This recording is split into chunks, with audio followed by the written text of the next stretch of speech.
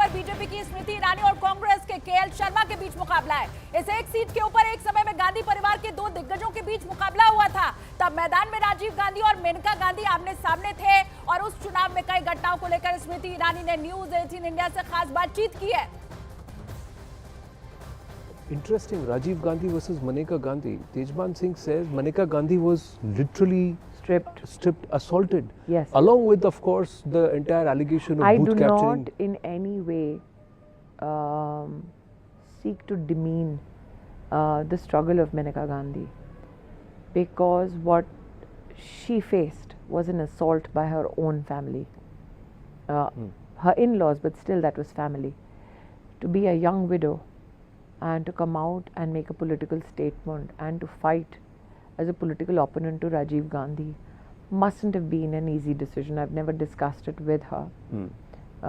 To be a young widow with a very young child and then to come out to Amethi to fight in election mustn't have been a very easy decision.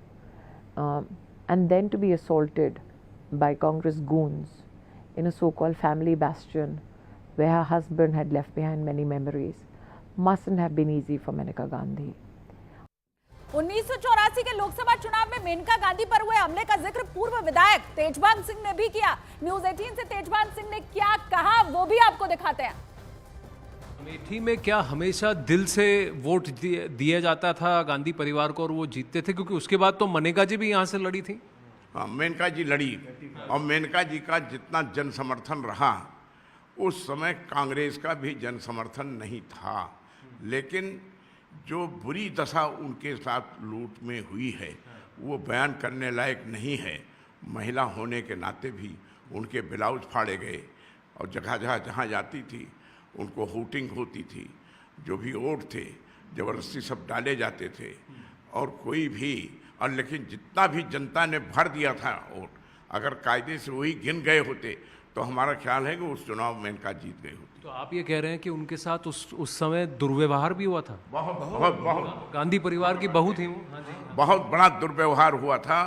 जिस तरह से आखिरी polling उनकी थी, आखिरी दिन जब उनको कपड़े फाड़े गए, ब्लाउज फाड़े गए और उनको रोका गया बूथ से जाने को और अंदर जाने से, तब वो शर्म के यहाँ से छोड़कर गई और वो संकल्प करके गई कि अमेठी हम कभी नहीं आएंगे।